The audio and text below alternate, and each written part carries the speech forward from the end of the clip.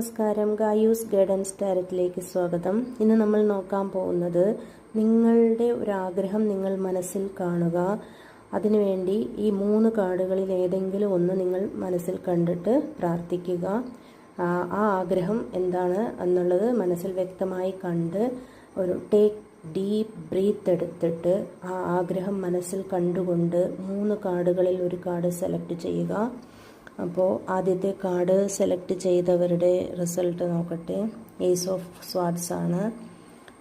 Ace of swords എന്ന് പറയുമ്പോൾ നിങ്ങളുടെ കാർഡ് എന്താണ്, പുതിയ തുടക്കങ്ങളെയും നമ്മളുടെ വ്യക്തമായ നിങ്ങൾക്കൊരു തീരുമാനത്തെയും സൂചിപ്പിക്കുകയാണ്. നിങ്ങളുടെ ആഗ്രഹം നേടിയെടുക്കാൻ ആവശ്യമായ എല്ലാ തീരുമാനവും നിങ്ങൾക്ക് ഉണ്ടാകുമെന്ന് അർത്ഥമാക്കുന്നു.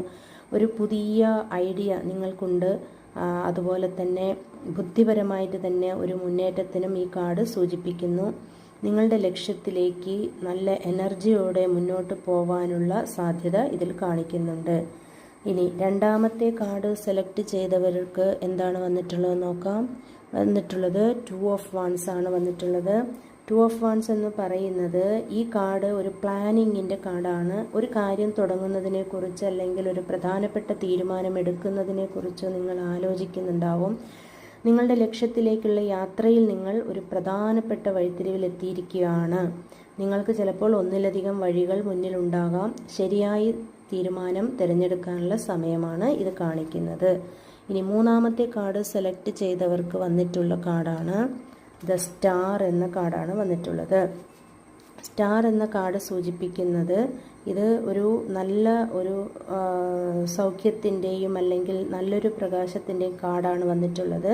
എന്ന് വെച്ചാൽ നിങ്ങളുടെ ആഗ്രഹത്തിന് നല്ല റിസൾട്ട് ഉണ്ടാവും.